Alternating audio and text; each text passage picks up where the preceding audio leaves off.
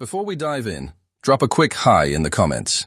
It may seem small, but trust me, it really helps YouTube share this story with more sci-fi fans like us. I'd love to see who's watching. They were being integrated, live, broadcast across the sector to every species capable of receiving it.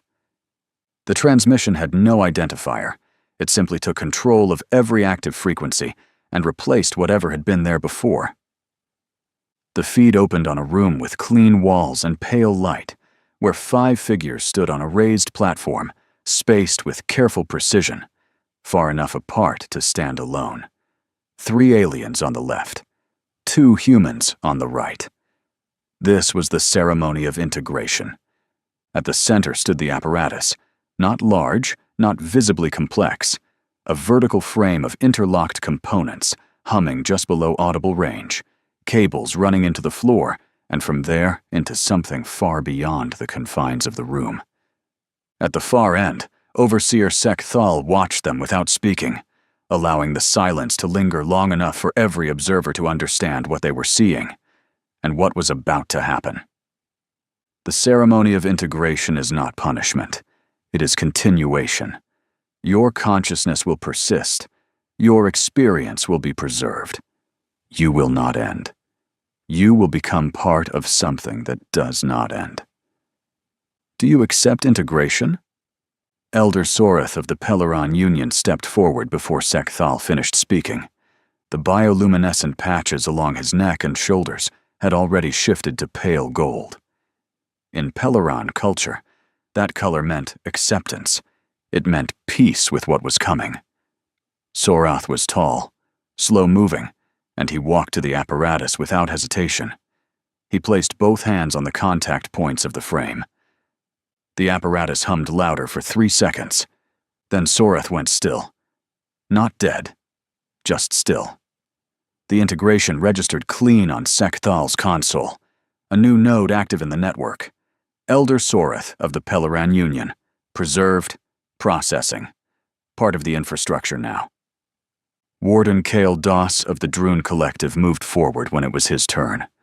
He had the bearing of a soldier who understood when a fight was over and did not pretend otherwise.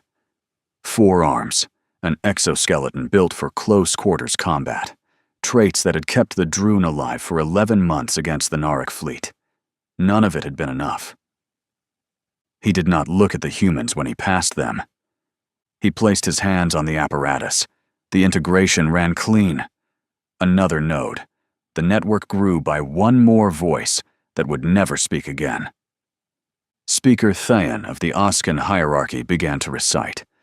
The Oscan resonance chamber in his chest produced harmonics as he spoke. Layered tones that carried the formal declaration of acceptance, the recitation of lineage, the gratitude ritual that the Oscan performed at the threshold of any permanent transition. It was a death ritual dressed as a welcome, and everyone in the room understood that, including Thean. Sec Thal waited. The Narek had learned to let the Oscan finish. In the ceremony of integration, ritual was not required, but it reduced resistance. A completed recitation made the process cleaner. The difference in efficiency was measurable. Thean finished. He stepped to the apparatus. He integrated cleanly. 3 for 3. The pattern held. Sec Thal turned to the 2 humans on the right side of the platform. He asked the question, the same question every time. Do you accept integration? Corporal Thor Swanson stood with his hands at his sides and his weight evenly distributed. Medium build, a scar along the left side of his jaw. He had spent 3 weeks in a Narek holding cell, watching fleet assets, repositioned through a small viewport. He had counted ships. He had memorized approach vectors and staging intervals. He had done this continuously, methodically, because it was the only useful thing available to him, and Swanson did not waste time. Swanson looked at the camera feeding the galaxy-wide broadcast. Not at Sec Thal, at the camera. At every species, watching from every system in range. He held that look for 2 seconds. Then he shook his head once. Specialist Corin Mast stood beside him, lean. Eyes that had been moving since the broadcast began, reading the apparatus, reading the cables running into the floor, reading the console Sec-Thal operated. When Sec-Thal asked the question, Mast did not look at the camera. He did not look at the overseer. He said one word. No. Then he looked back at the apparatus and kept studying it. Sec-Thal processed this for exactly 1 second. Refusal was not unprecedented. Some species produced individuals who refused. The system accommodated this. The ceremony offered choice, but the integration did not require it. Consent made the process cleaner. The absence of consent made it noisier. The result was the same. He initiated forced integration on Swanson first. The apparatus engaged. The hum rose in pitch. The cables carrying signal from the frame into the floor pulsed with activity. Then the signal stalled. The integration process was running, but not completing. Sec-Thal's console showed the process at 63% and holding. The way a transmission holds when the receiving end is not answering correctly, the system kept pushing. The system was very good at pushing. Swanson's body went still. The process had him physically. But the network registration came back wrong. The node was listed as active.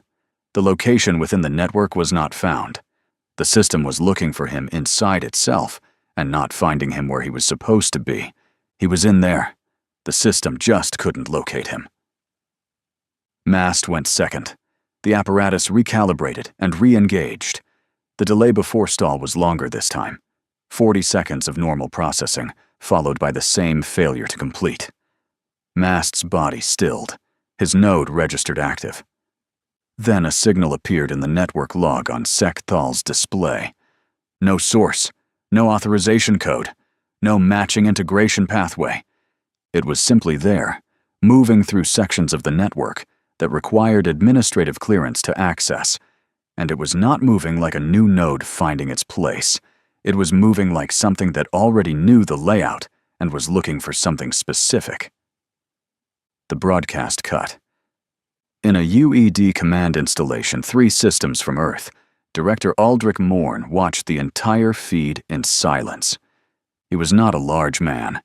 He had the kind of stillness that came from spending decades reading situations where the wrong reaction cost lives. His desk had 14 months of NARIC data on it, engagement records, integration logs from species that no longer existed as independent entities, including limited data from early human encounters, network architecture maps pieced together from signal intercepts, and the testimony of the few who had escaped NARIC capture before the ceremony reached them. He had read all of it, multiple times. He sat with the now dark broadcast feed for 11 seconds. The NARIC system was the spine of everything the NARIC did. Logistics, coordination, strategic prediction. Every fleet movement, every resource allocation, every tactical decision ran through a network that was built from the minds of every species that had ever accepted the ceremony. Remove the network, and the NARIC were a fleet without orders. Capable individually, helpless collectively. Morn looked at the frozen feed, and then at the data spread across his desk. Most species accepted the process. That much was clear from the records. They adapted, settled into the system, and became part of it without incident. The humans hadn't. They had refused, openly and without hesitation, and the broadcast had cut almost immediately after the process began. That timing was too precise to ignore. He didn't know what had happened inside the system, but he could follow the implication. If the network had been built around minds that accepted the signal, then resistance wouldn't simply fail, it would interfere. And human cognition, as far as the data suggested, didn't just resist. It pushed back, generating contradiction rather than compliance. If that process had continued, it was unlikely to have resolved cleanly. It might have destabilized whatever it was connected to. Morn picked up the comm. Sergeant Bowen Tark answered on the second signal. "You watched it," Morn said. "Yes, sir." "You understand what happened?" It was not a question. Tark had been briefed on the Narek network architecture 2 weeks ago. Morn had made sure of it. Yes, sir. Morn looked at the fleet trajectory data on the secondary screen. The Narek were already moving. The fleet repositioning Swanson had spent 3 weeks memorizing from a viewport had been the leading edge of it. The main body was behind it. Earth was the destination. The ceremony would be held again, this time for 8 billion people instead of 5 captives. How many integration hubs are within strike range of our current forward positions? Tark did not answer immediately. Morn heard him pulling up the tactical map. 4 confirmed, possibly a 5th if the intercept data from last week holds. Assume it holds. Then 5. Morn looked at the fleet trajectory again, looked at the timeline it implied, looked at what 14 months of data told him about how fast the Narek could reposition once they understood they were being targeted. The mission is not to stop the fleet, he said. The mission is to feed the system until it chokes on us. Silence on the line. Then, understood. You have 6 hours. The line closed. In the Narek Fleet Command Center, Overseer Sek Thal reviewed the broadcast data with Coordinator Ash Marin standing 2 paces to his left. The integration logs were open on the display between them. The anomalies were logged clearly. The corrupted signals. The unauthorized second presence moving through restricted network sections. Ash Marin had flagged it before Sek Thal finished reviewing the first anomaly. The signals are not decaying, Ash Marin said, his tone controlled. He had learned that data delivered calmly was more likely to be heard, and this needed to be heard. Standard integration artifacts, residual signal noise from the process, degrade within 4 cycles. These are holding at initial amplitude. He adjusted the display slightly. That signal has already moved through 3 restricted sections since the broadcast ended. Sek Thal studied the logs. New species integration always produces artifacts. Not like this. The humans are noisier than most. The artifacts will resolve. Ash Marin looked at the data. He looked at Sek Thal. He did not argue. Arguing with the Overseer about data the Overseer had already categorized was not productive. He had learned that also. He filed the flag in the system log with a priority marker and went back to watching the numbers. The numbers were not resolving. The fleet trajectory locked onto Earth's position, and the Narek advance units began acceleration. The ceremony had been performed hundreds of times. It had never failed to produce integration. The artifacts from the 2 human captives were an irregularity. Irregularities had appeared before. They had always resolved within the system's correction cycles. There was no reason to believe this time was different. The fleet moved. The integration hub was not built to be defended. That was the first thing Tark noted when the strike team crested the ridge and got eyes on it. No perimeter wall. No overlapping fire positions. 2 Narek security units at the main entrance, standing with the relaxed posture of guards, who had never needed to be anything other than a formality. The facility itself was a low, wide structure, pressed into the ground like something that did not want to be noticed. Functional. Utilitarian. The kind of building that exists to house a process, not to impress anyone. No species had ever tried to take one from the outside. Sergeant Bowen Tark had 11 soldiers with him. He looked at the 2 guards for 3 seconds, then at the rest of the team. Fast and quiet. We need the apparatus intact. They moved. The 2 guards were down before either raised an alarm. The team was through the entrance in 40 seconds. The interior was dim, climate-controlled, and humming. Not loud. A low, continuous tone that Tark felt in his back teeth before he heard it with his ears. The kind of sound that had been running so long it had become part of the room. The apparatus units stood in a row along the far wall, 6 frames, each one upright, each one trailing cables into the floor junction that fed the network spine running through the bedrock beneath the facility. The Narek technician at the monitoring station turned from his console when the team entered and did not move again after that. Tark walked to the nearest frame and looked at it. He had studied the technical intercepts for 2 weeks. He knew what it did. He knew what it felt like, according to the data recovered from species who had described the process before integration completed. He knew what it meant to walk into one voluntarily when every part of the process was designed around a mind that didn't want to fight back. He turned to his team. "You all read the brief." They had. Not just what the apparatus did, but what they were expected to do once inside it. Hold the line, resist the signal, and not let the system settle them. First 4. Now. 4 soldiers moved to the frames without discussion. They sat in the contact positions the way the brief had described. Hands on the input points, back straight, eyes forward. One of them, a corporal named Bast, looked at Tark once before the frame engaged. Tark held the look. Bast nodded and faced forward. The apparatus activated across all 4 frames simultaneously. The hum in the room climbed in pitch and volume. The cables in the floor pulsed. The 4 soldiers went still in the way that Swanson and Mast had gone still on the broadcast. Not dead, not unconscious. Something in between that had no good name in any human language, because no human had come back from it to describe it accurately. The network received them.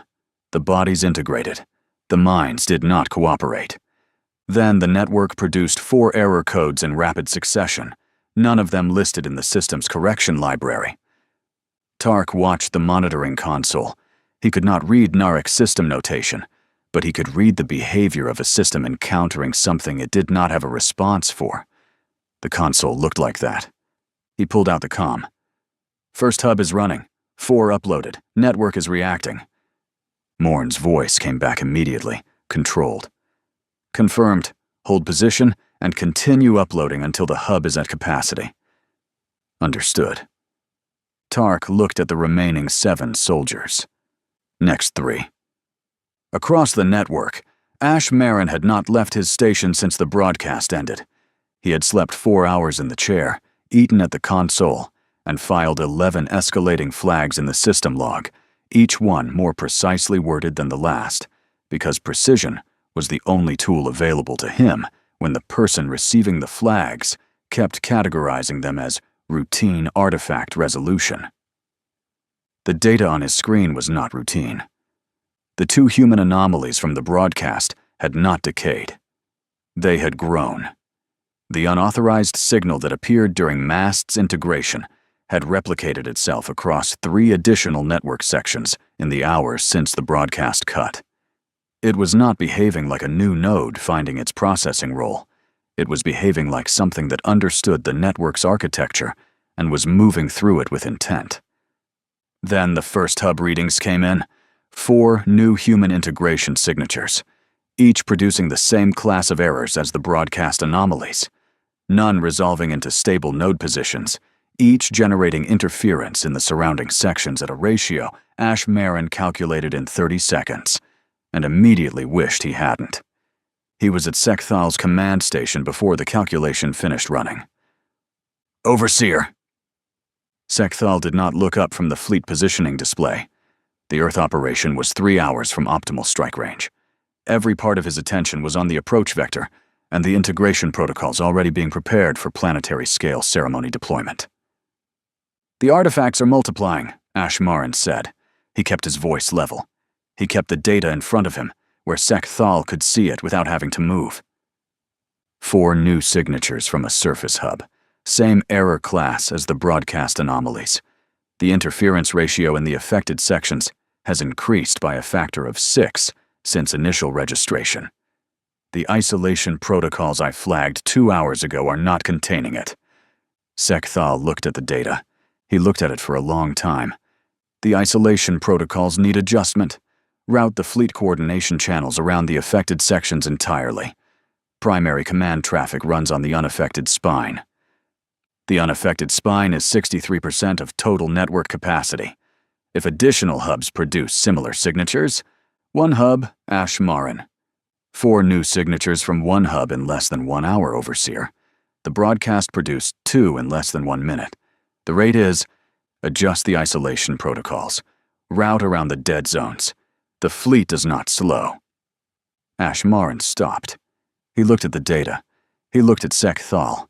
He returned to his station and began adjusting the isolation protocols, watching them fail to hold even as he implemented them, and filed flag number 12 with a priority designation the system log had never previously required him to use. Meanwhile, Morn received Tark's confirmation. At the same moment, the signal intercepts showed the first Narek network irregularities propagating beyond the hub's local section. He looked at the timeline on the secondary screen. Fleet arrival at Earth, 2 hours 40 minutes at current velocity. Time required for the remaining 4 hubs to upload at the rate the first hub was demonstrating. Unknown. Possibly enough. Possibly not.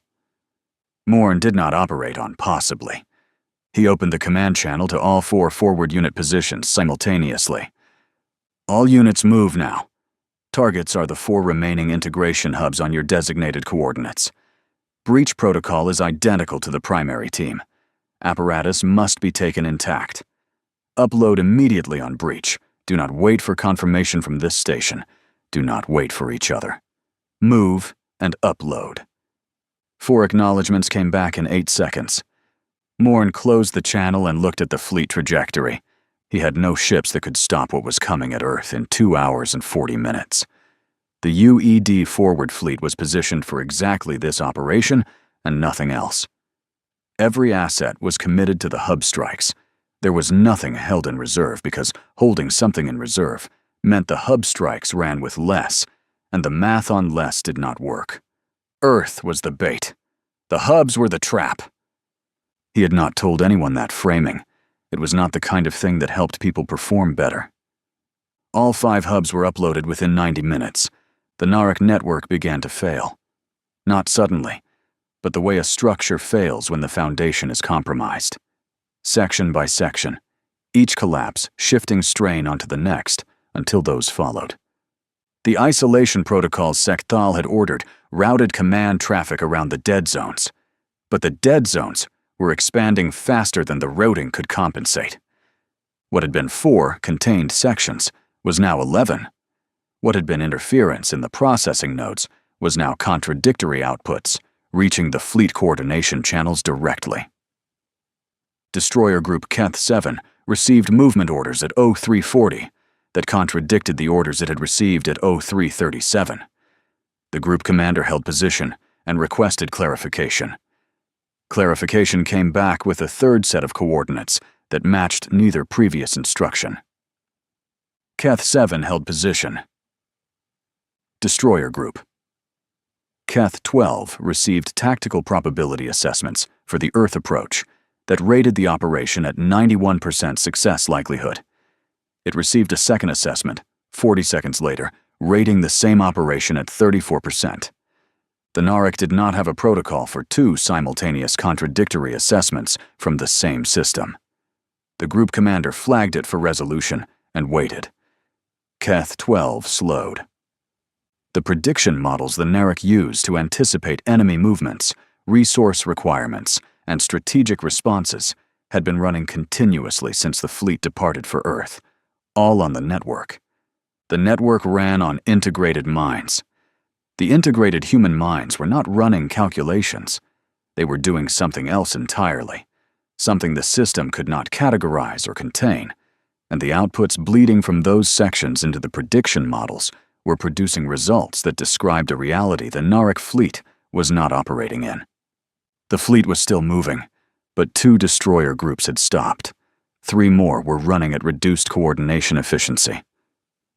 The prediction models were generating noise, and the isolation protocols that were supposed to contain all of it had consumed 40% of the unaffected network capacity just running the containment attempt, leaving the remaining clean sections operating the entire fleet's command structure on resources designed for a fraction of that load. Ashmaran looked at the numbers. He had been looking at numbers his entire career. He was very good at understanding what they meant before anyone else in the room did. He understood what these meant. He filed flag number 13. Then he stood up from his station, walked to Sec Thal's command position, and stood there until the overseer looked at him.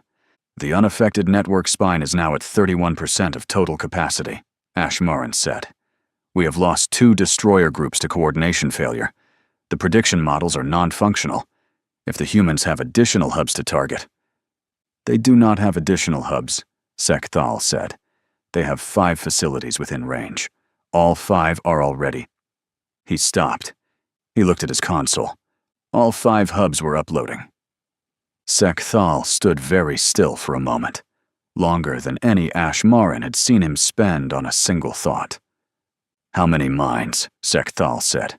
Not to Ashmaran, not to anyone specifically. Looking at the upload rate data from all 5 facilities, calculating. "How many minds are they willing to put in?" Ashmaran looked at the data.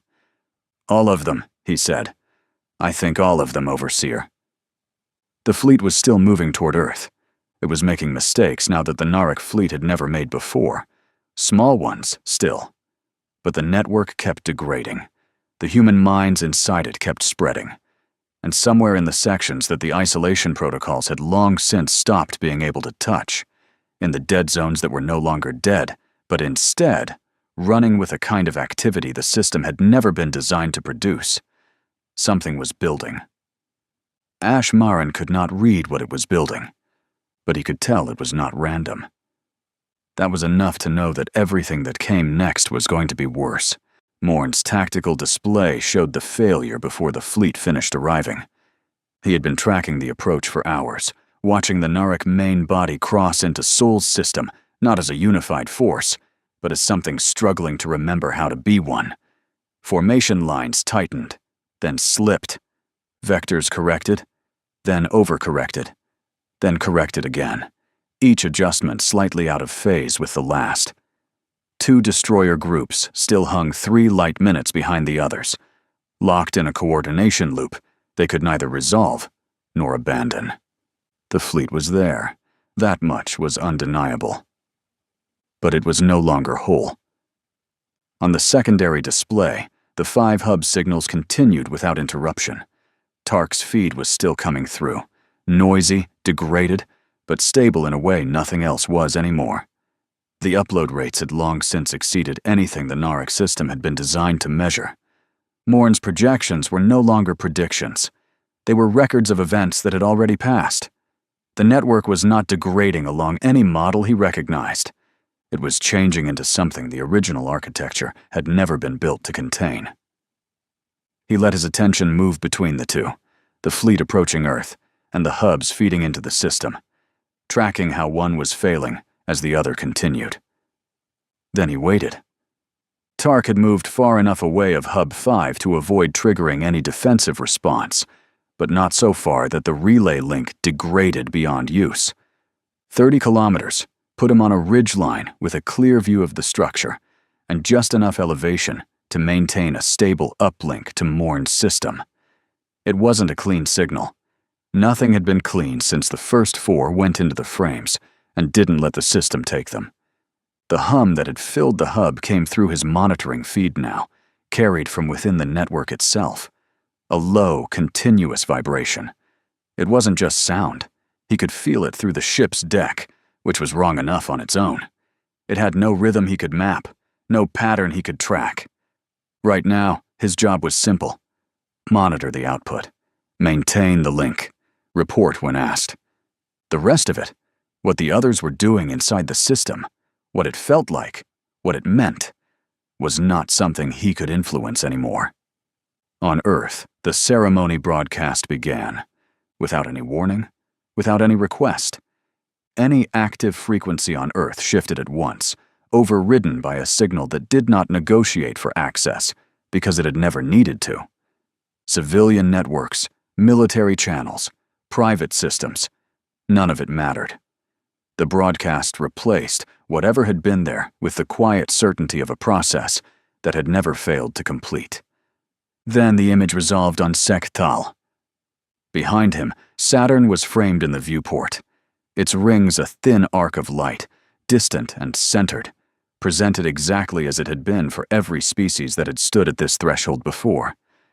He spoke the opening line with the same authority he had always used. The ceremony of integration is not punishment. It is continuation. The words carried outward across a system that no longer knew how to carry them. Ashmaran saw the problem immediately, not because the broadcast failed, at least not in the way failure had ever presented before, but because it didn't remain singular. The signal entered the network and split, not cleanly, but as a byproduct of routing layers that no longer agreed on what they were supposed to be doing. Segments of the transmission appeared out of sequence, overlapping, looping back through sections that had already processed them, arriving at endpoints before their source had finished sending. The system attempted correction. It pulled from prediction layers that were already compromised, feeding broken data into processes designed to resolve variance, not multiply it.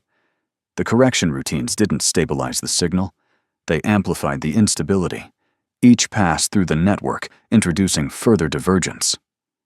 Ashmaran watched the diagnostics degrade in real time, the metrics he had relied on his entire career becoming meaningless as the underlying structure they described ceased to behave consistently enough to measure.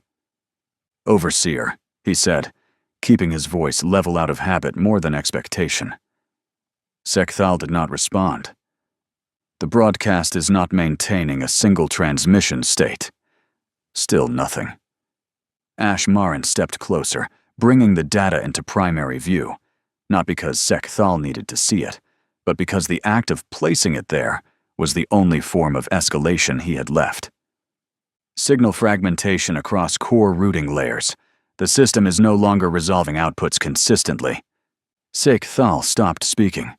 The words he was delivering to 8 billion recipients were no longer being transmitted intact. He spoke a sentence. The system delivered fragments of it. He looked at the display. For the first time since the anomalies began, he did not categorize what he was seeing. The collapse followed, not as a single event, but as a sequence that accelerated too quickly to interrupt. Sections already under strain failed first, shedding load into adjacent structures that had been compensating for hours. Those structures failed faster. The isolation protocols that had been rerouting traffic into safe channels began feeding into pathways that no longer existed as defined architecture. Within seconds, directionality was lost. Within minutes, so was coherence. Ashmaran watched the cascade from start to completion without moving from his station. At some point in the second minute, the preservation layers failed, the indicators dropping in a way he had never seen and didn't need to interpret further. At 4 minutes and 11 seconds, the network ceased. His console went dark, not degraded, not reduced. Gone. The command center fell silent, not abruptly, but in the absence of everything that had once filled it. There was no shared data anymore, no coordination threading the system together, only local operations, each isolated, each sufficient on its own, and nothing beyond that. Ashmaran let the silence settle, long enough to confirm what the instruments no longer needed to tell him, before he spoke. Fleet coordination is no longer active. All vessels are operating independently. There was nothing further to clarify. Sekthal stood at the viewport, looking out across the Sol system, which remained exactly as it had been, unchanged, indifferent. Behind him, the broadcast feed persisted in local memory, frozen mid-sentence, a system that had begun a statement it no longer possessed the capacity to complete. He regarded it for a moment, then let his attention return to the display. The system had always worked. Every integration had confirmed it, every repetition reinforcing the certainty it would continue to do so, until it encountered something that did not resolve. He did not turn. "I know," he said. "Initiate withdrawal." The network could not carry the order, but local transmission and direct sensor tracking were sufficient. The flagship turned. Other ships followed. Around Earth, the UED Armada moved into readiness. Ships settled into defensive positions, weapon systems coming online, command channels tightening into place. But they were no longer moving to meet a unified enemy. The Narek fleet had entered the system broken. Its vessels were still dangerous, but they no longer acted as one. Each ship adjusted according to its own local sensors, making decisions that might have been reasonable in isolation, but meant little without shared targeting, coordinated vectors, or predictive modeling. The force approaching Earth was still a threat. It was no longer a fleet. Morn watched it all unfold from 3 systems away. He did not issue orders. The operation had moved beyond intervention. What remained was outcome. On his display, the structure built on absolute coordination reduced itself to independent motion, each part functioning, none of it connected. He shifted his attention once more to the hub signals. All 5 remained active. Still feeding. Still present inside a system no longer capable of containing it. In the command installation, no one spoke. The displays stabilized, not because the situation had resolved, but because there was nothing left to update.